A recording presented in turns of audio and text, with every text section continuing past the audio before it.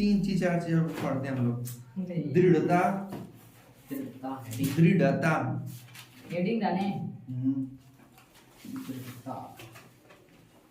English में, English में तो हार्डनेस हो जाएगा।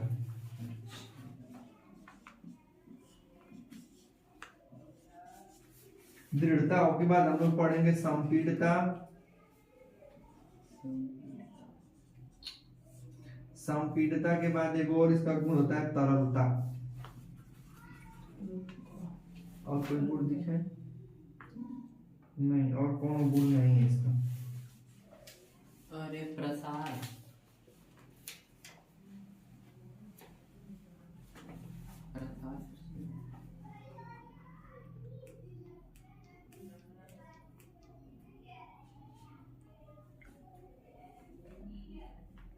चलिए लिखिए।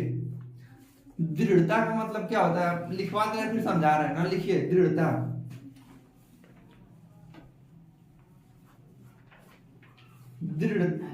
दृढ़ता लिखिए जिससे, समझाने पहले क्या होता है, लिखवा दीजिए फिर बाद में। अच्छा लिखवा दे, लिखा लगा यहाँ से। दृढ़ता के कारण इस तरह से लिखिए, अच्छा मतलब बने, सुन याद करने में। दृढ़ता के कारण,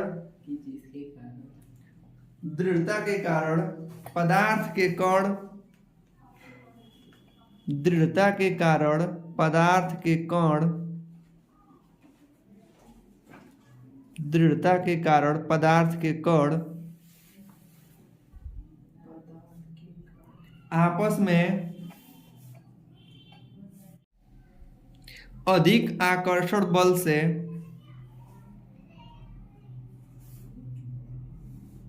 अधिक आकर्षण बल से जुड़े रहते हैं।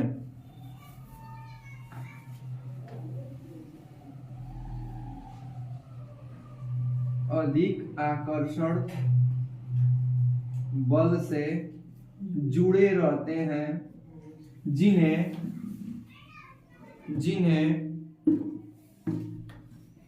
जिन्हें तोड़ना या दबाना कठिन होता है, जिन्हें तोड़ना या दबाना कठिन होता है।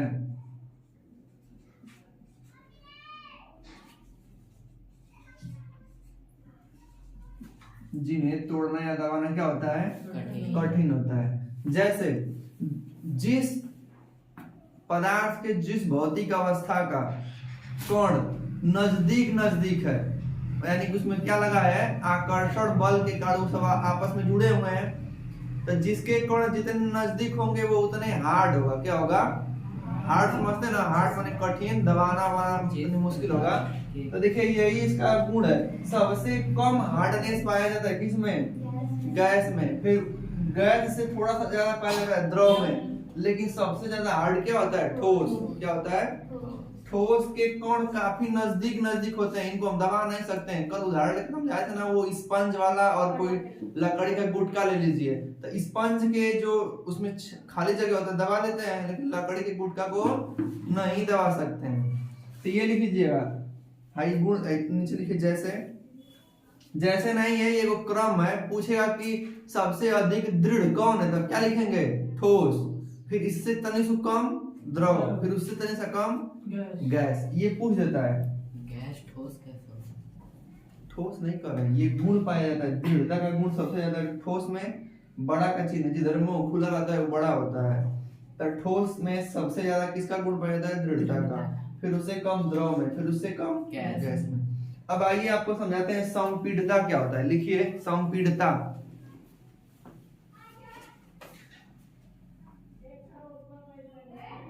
पदार्थ को दबाने की क्षमता, पदार्थ को लिख देगा, पदार्थ को दबाने की क्षमता,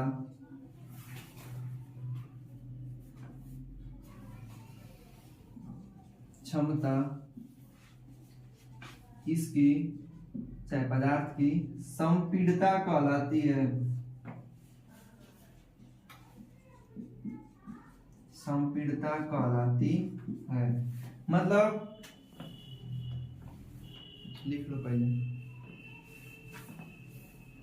बताए मतलब जौन चीज जितना आसानी से दब जाएगा, कंप्रेस मतलब दबा लेंगे, उनमें संपीड़ितता का गुण ज्यादा होगा। तो बताइए सबसे कम किसको दबा पाते हैं हम लोग? ठोस को, फिर इससे थोड़ा सा ज्यादा द्रव को, लेकिन सबसे ज्यादा किसको दबा लेते हैं? गैस। गैस को। गैस में सबसे ज्यादा कंप्रेसिबिलिटी का गुण पाया जाता है, माने संपीड़ितता का गुण पाया जाता है, ठीक ना? कैसे? क्या है कि देखते हैं ना कि हम लोग उतना बड़ा सिलेंडर होता है छोटा सा, उनमें उतना ज्यादा गैस को हम कंप्रेस करके भर दिए गए रहते हैं, ना भरते हैं ना। तो इसलिए अगर ये क्रम पूछेगा तो संपीड़ितता का गुण सबसे कम ठोस में, उससे ज्यादा द्रव में और सबसे ज्यादा गैस में। सबसे ज्यादा हम गैस को दबा के कहीं इकट्ठा रख सकते हैं। लिख लीजिए, इसके क्रम को लिख लीजिएगा,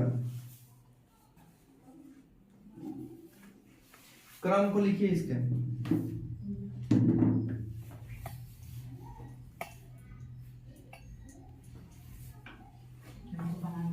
आगे बोले, लिखिए तरलता क्या होता है? हो जाएगा जैसे किसी चीज का पानी, कोनो चीज के बहाव को गुण को क्या कहते हैं? तरलता। तो लिखिए पदार्थ के बहने का गुण, पदार्थ के बहने के गुण को पदार्थ की तरलता कहते हैं। पदार्थ की तरलता कहते हैं। तो सबसे कम कौन बहेगा? सबसे कम ठोस बहेगा, फिर उससे थोड़ा सा ज्यादा द्रव बहेगा, लेकिन सबसे ज्यादा कौन बहेगा? गैस सबसे ज्यादा बहेगा। बहेगा मतलब फैलेगा ही करेंगे मतलब।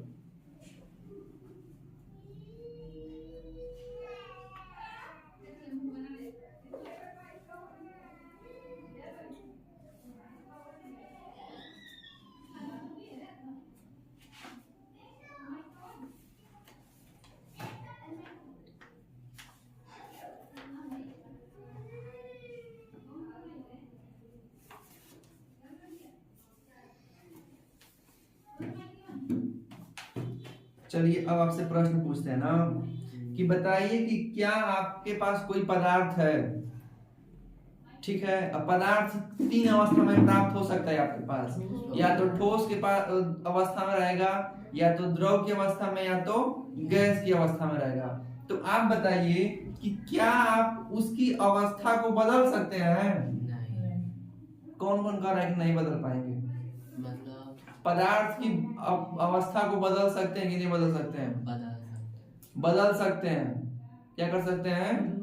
बदल सकते हैं। तो अब वही बदलने की जो क्रिया होती है, चाहे उसी समय जो शब्दावलियों का प्रयोग होता है, हम हर एक शब्दावली को पढ़ेंगे। जैसे आप पानी लिए, द्रव है, पानी को बर्फ में बदल दे रहे हैं, तो पानी द्रव से किस में चला गया? ठोस में। तो आपने अवस्था को बदला ना। अगर आप वही पानी है, अगर आप उसको ज्यादा गर्म कर देंगे तो भाप बन जाएगा, मतलब कि गैस में बदल गया। आपने द्रव को किस में बदल दिया? गैस में। तो मतलब हम किसी भी विधि का प्रयोग करके, चाहे ताप डाल के, चाहे दाब डाल के, हम उसकी अवस्था को बदल सकते हैं। सबसे अच्छा उदाहरण है, आप सभी लोग के घर एलपीजी गैस होगा कि नहीं होगा? एलपीजी गैस एक निश्चित रूप से गैस है, सबको पता होना चाहिए। लेकिन गैस को इतना कंप्रेस करके, मतलब इतना दबा के उसमें भरा गया रहता है ना कि वो पानी लगे कि उसमें कुछ भरा हुआ है, द्रव चीज है। गैस को आप जाएंगे घरे उठा के जैसे मतलब ऊपर नीचे करेंगे तो लगेगा कि इसमें तरल है, मतलब पानी भरा हुआ है। तो पानी नहीं रहता है, वो गैस ही रहती है, लेकिन वो कंप्रेस करने के कारण उसका गुण बदल गया रहता है, वो द्रव अवस्था में जाती है। समझा रहे ना? अब इसी संबंधित हम बातों को पढ़ेंगे। जैसे नंबर 1 लिखिए, गलन। गलन ये पूछता है कि जैसे गलन क्या होता है, संगरण क्या होता है, क्वथनांग क्या होता है, हिमांक क्या होता है, ये सब हम लोग अब आज की क्लास में पढ़ेंगे, ठीक ना? देखिए एक गलन होता है और एक गलनांक होता है। क्या होता है? तो दोनों में आपको अंतर समझा दे रहे हैं। गलन को अंग्रेजी में कहते हैं मेल्ट, MELTING, मेल्टिंग, और ये होता है मेल्टिंग पॉइंट। क्या होता है? ये कैसे मिलके बना है? तो गलन प्लस अंक से मिलके बना है, गलनांक। अब देखिए गलन क्या होता है। जैसे अगर आप कोई ठोस चीज लिए हुए हैं, क्या लिए हुए हैं? ठोस का मतलब आप जानते हैं इंग्लिश के ऑर्डू बहुत नजदीक नजदीक रहते हैं, ठीक है। आपने कोई ठोस चीज लिया हुआ है और आप इसको किसी भी विधि से, एक ही विधि है गर्म करने की, अगर आपने ठोस को क्या कर दिया, आग से गर्म कर देंगे तो वो किस में बदल जाएगा?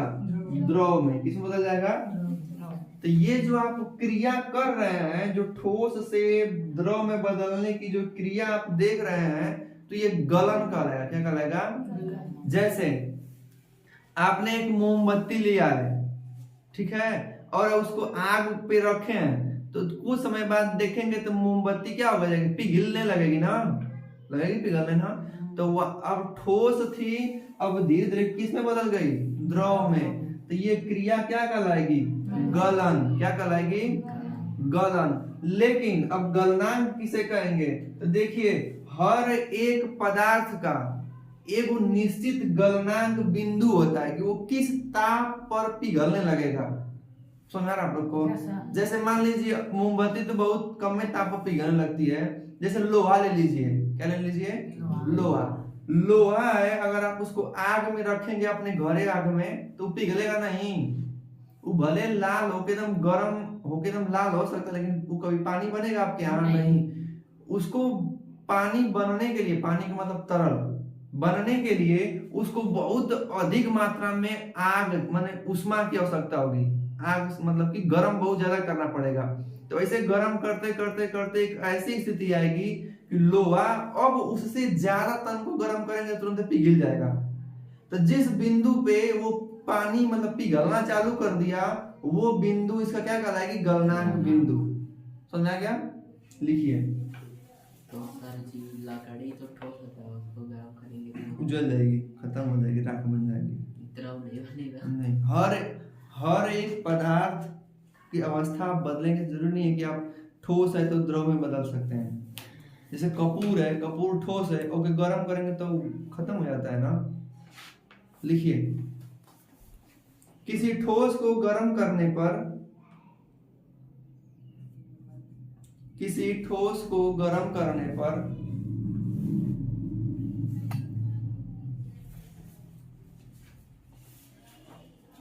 उष्मा का अवशोषण करती है, उष्मा का अवशोषण करती है,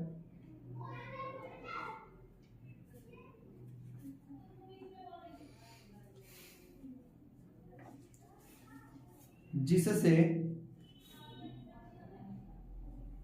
उसका ताप बढ़ता है।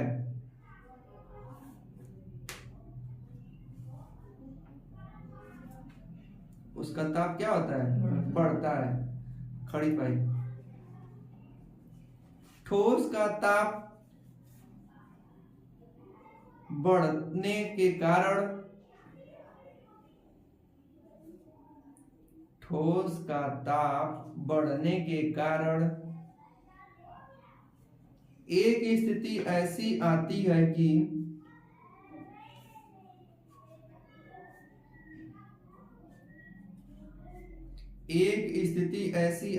कि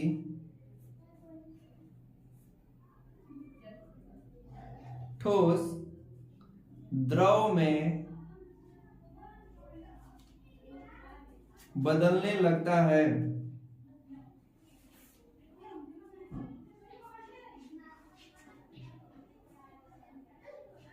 इस क्रिया को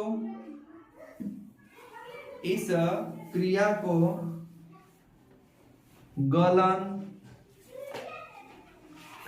द्रवण, इसके अलग अलग नाम भी हैं। गलन, द्रवण कामा पिघलना या मेल्टिंग कहते हैं।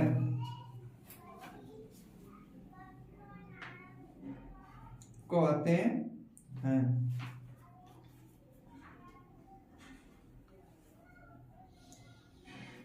ठीक ना? कोनो दिक्कत? लिखिए।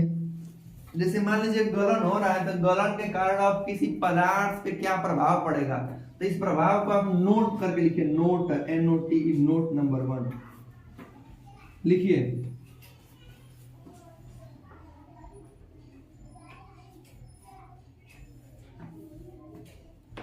ठोस पदार्थों के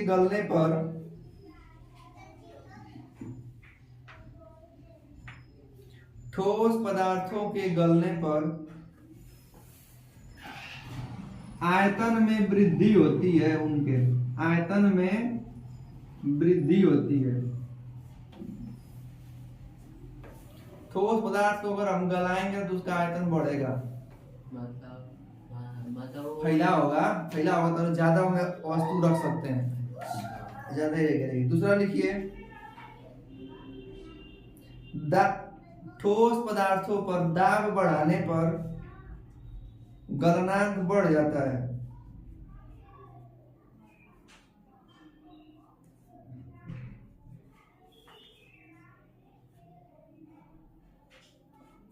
दाब बढ़ाने पर गलनांक क्या हो जाएगा? बढ़ जाएगा। कब? जिस वस्तु को गर्म करेंगे उसके आयतन में वृद्धि होगी उसमें।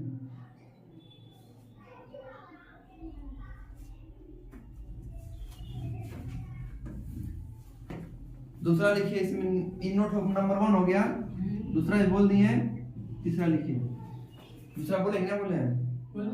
तीसरा लिखा, जिन ठोस पदार्थों को गलाने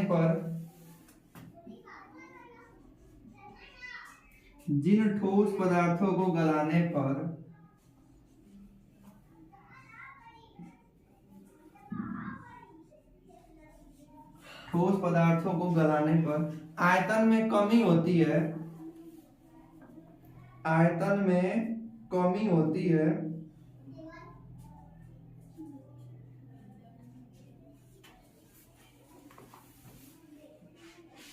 उनमें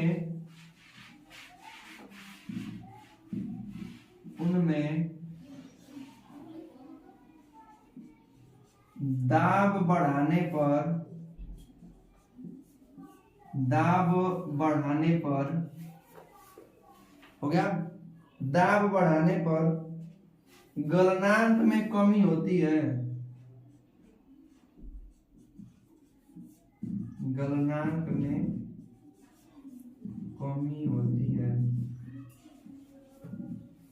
ठीक है।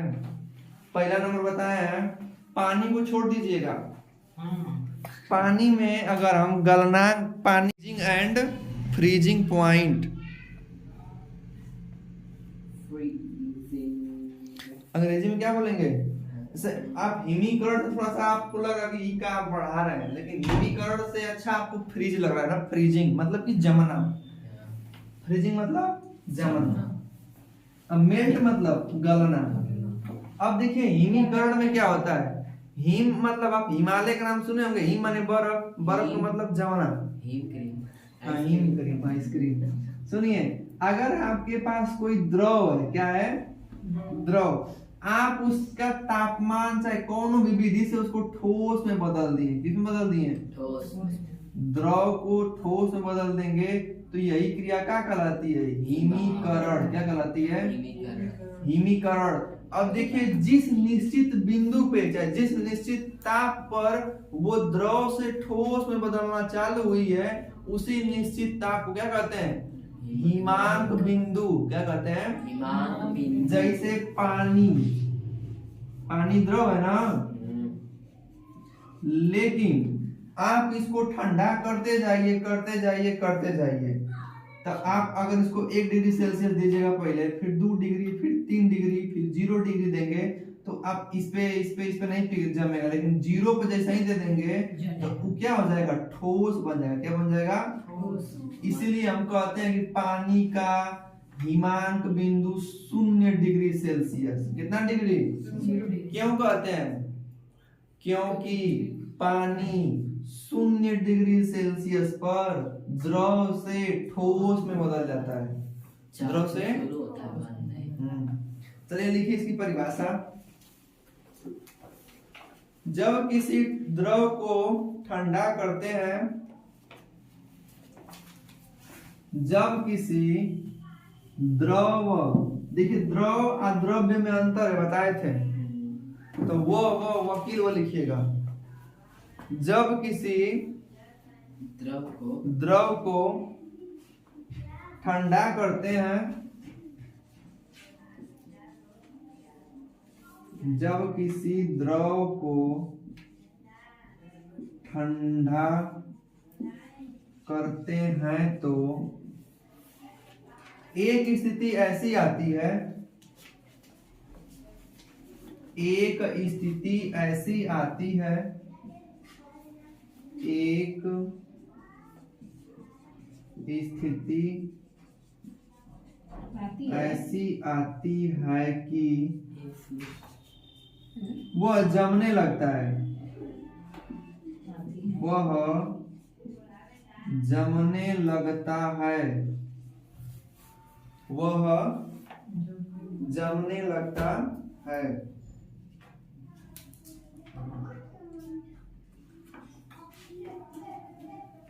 इस क्रिया को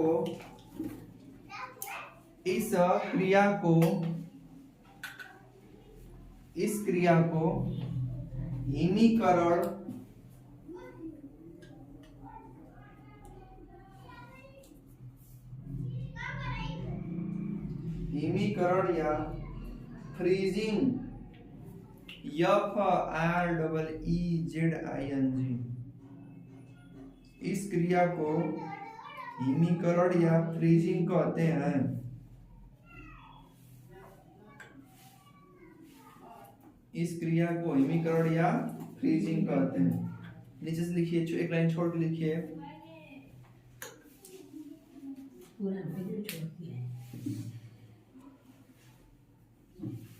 जिस निश्चित ताप पर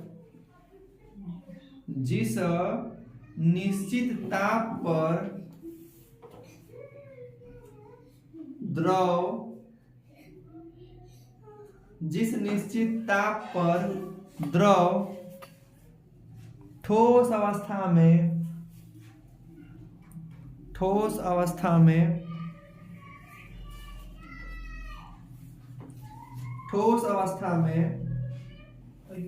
परिवर्तित होता है, उसे हिमांक कहते हैं।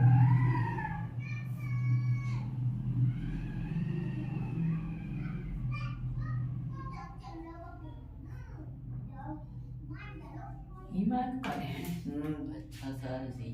जिस निश्चित ताप पर वो बदलेगा उसे क्या कहेंगे, हिमांक। जैसे पानी का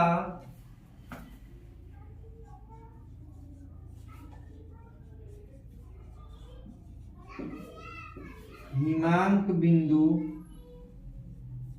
बराबर 0 डिग्री सेल्सियस, 0 डिग्री सेल्सियस। तो हिमीकरण समझ गए आप लोग। हिमीकरण का मतलब होता है कौन चीज का जमना। हिमांक का मतलब जिस ताप पर वो जमना चालू किया उसे हिमांक। अब ये लास्ट लिख लीजिएगा, क्वथन और क्वथनांक।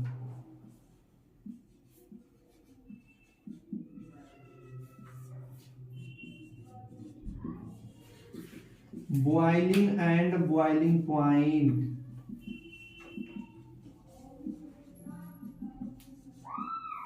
Boiling and boiling point.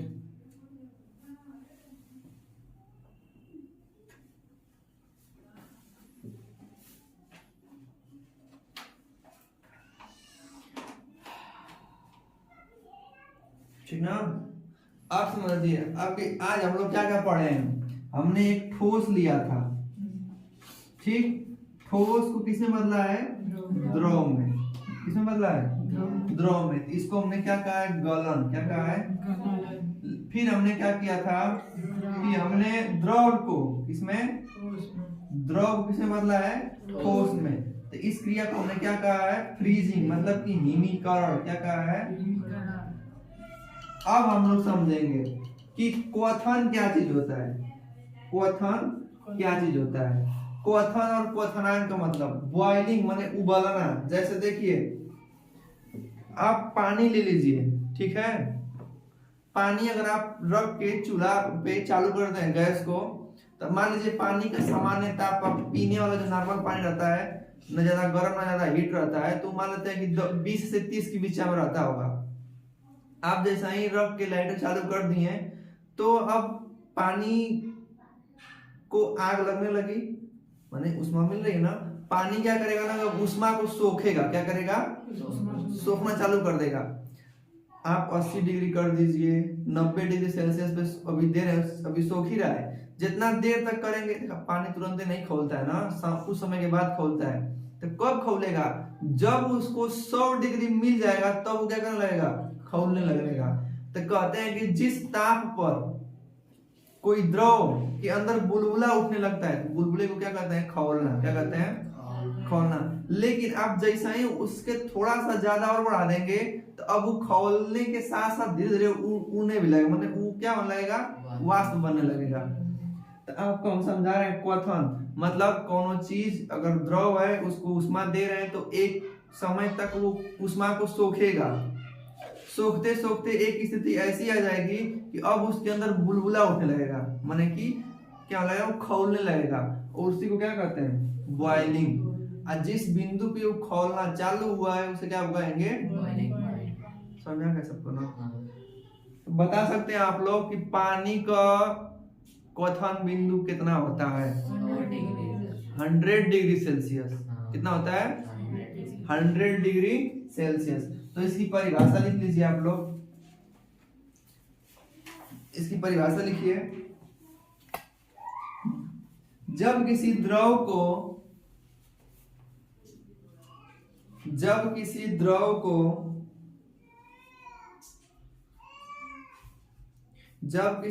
को गर्म किया जाता है, तो जब किसी द्रव को गर्म किया जाता है, तो उसका ताप बढ़ता है। उसका ताप बढ़ता है। खड़ी पाई।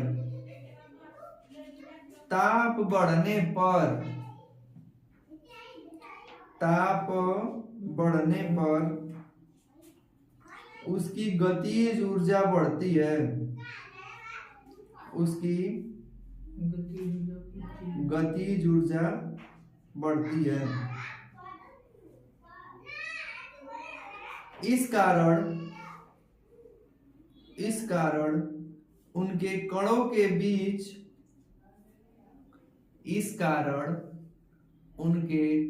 के बीच दूरी लगातार बढ़ती है।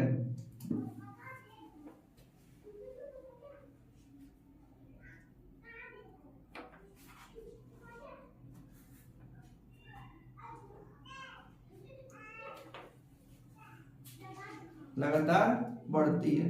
एक स्थिति ऐसी आती है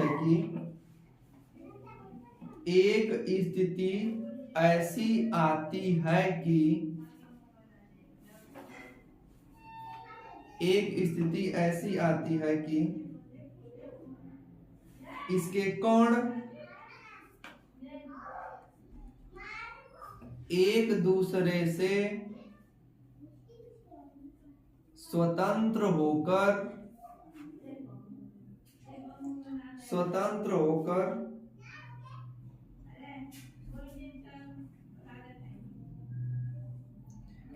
गैसीय अवस्था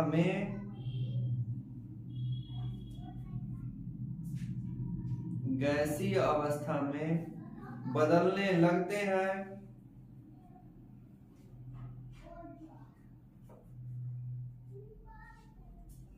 गैसीय अवस्था में बदलने लगते हैं, जिसके कारण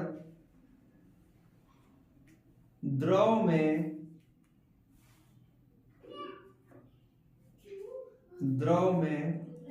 बुलबुले उठने लगते हैं, बुलबुले उठने लगते हैं।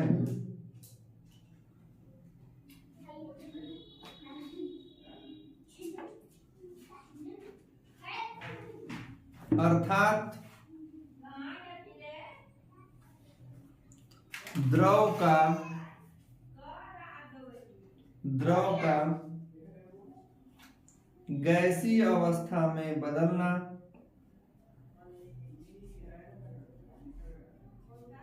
और वायुमंडल में विलीन माने मिल जाना ही वायुमंडल में बदलना और वायुमंडल में मिल जाना ही क्वथन कहलाता है, क्वथन कहलाता है। सुनिए, आप बहुत भारी भरकम उतना लंबा परिभाषा लिखे है ना, आप चाहें तो इसको एक शब्द में भी लिख सकते हैं, लेकिन आपको याद रखने का तरीका समझाए हैं क्या कि कोनो चीज द्रव है, क्या है, इसको आप गर्म किए और धीरे धीरे उसके अंदर क्या उठने लगा, बुलबुले उठने लगे ना। तो इसका मतलब कि आपने इसको गर्म किया होगा, अब एक समय तक इसने अपने अंदर उष्मा सोखने की क्षमता रखी होगी, रखते रखते एक स्थिति ऐसी आ गई कि अब क्या हो रहा है कि अब इसका उष्मा सोखने की क्षमता समाप्त, अब उसके कण धीरे धीरे आपस में स्वतंत्र हो गए और बुलबुला उठने लगा उसमें, तो उसी को हम क्या कहते हैं कि खौलने लगा। इसी क्रिया को क्या कहते हैं, क्वथन। बहुत आसान है। आली दें कि जिस निश्चित ताप पर द्रव खौलने लगता है उसे क्या कहते हैं, क्वथनांक। लिख लीजिएगा, जिस निश्चित ताप पर, यो लिख लीजिए, जिस निश्चित ताप पर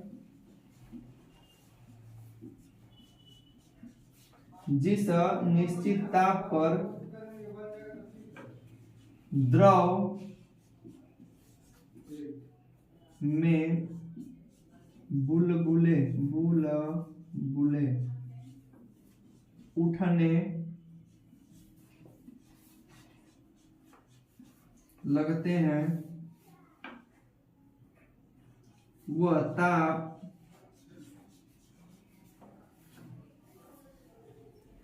क्वथनांक बिंदु कहलाता है।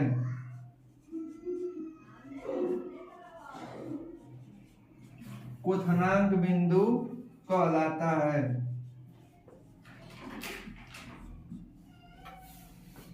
जिस निश्चित ताप पर द्रव में बुलबुले उठने लगते हैं उसे क्या कहते हैं, क्वथनांक बिंदु। जैसे पानी का क्वथनांक 100 डिग्री सेल्सियस होता है, 100 डिग्री सेल्सियस होता है, ठीक ना। बस एक और पढ़ना हम लोग को, ऊर्ध्वपातन, कल समझा देंगे। ऊर्ध्वपातन क्या होता है कि ठोस रहेगा और को गर्म करेंगे तो द्रव में ना बदल के सीधे कहाँ बदल जाएगा, गैस में। अब तक तो कोई भी आप कोनो चीज को ठोस है गर्म करेंगे तो निश्चित रूप से द्रव में बदलेगा, लेकिन कुछ पदार्थ ऐसे हैं कि उनको गर्म करेंगे तो द्रव में ना बदल के कहाँ बदल जाएंगे, सीधे ठोस में, सॉरी गैस में। जैसे कपूर देखे ना, घर पे पूजा जो होता है कपूर से, कपूर को आप लोग मंदिर में जाके जलाते होंगे तो वो ठोस होता है, उसको जब आग लगाते हैं उसको गर्म करते हैं तो क्या वो द्रव में बदलता है, नहीं, कुछ समय बाद जल के खत्म हो जाता है, माने कि क्या बन गया, गैस बन गया। तो इस क्रिया को क्या कहते हैं, ऊर्ध्वपातन की क्रिया। अब कुछ महत्वपूर्ण बात सुनिए, जैसे ऐसा आप सीखे ना, degree Celsius 100 degree Celsius 0 degree Celsius, तो मापने का तरीका होता है, माने कि पैमाना, ठीक। जैसे अभी हम आपसे प्रश्न पूछ रहे हैं पानी का हिमांक बिंदु बताइए। ऑप्शन है 0 degree Fahrenheit, 32 degree Fahrenheit, 100 degree Fahrenheit, 212 degree Fahrenheit. कौन होगा?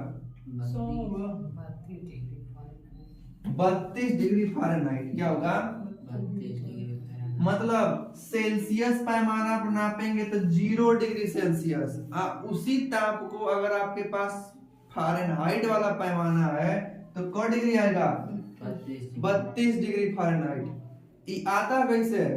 तो जैसे मान लीजिए इसका स्टार्टिंग 0 से लेके 100 तक होता है, 0 से लेके 100 तक, लेकिन इसका उतना नहीं होता है।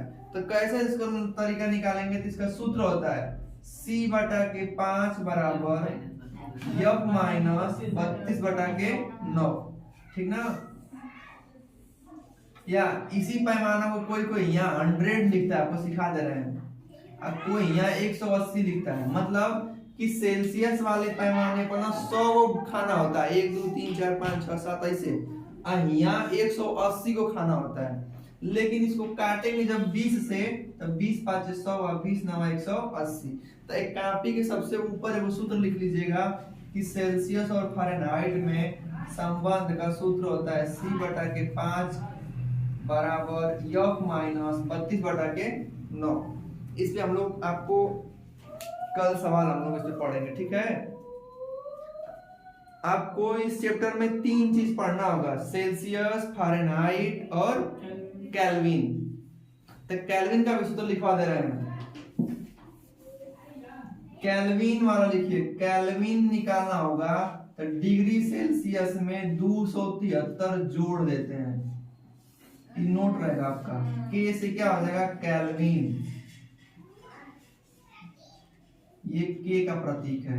सी से सेल्सियस, एफ से फ़ारेनहाइट, आपको पता है, ठीक ना?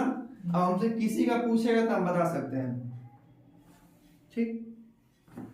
जैसे आपको एक सवाल बोल रहे हैं।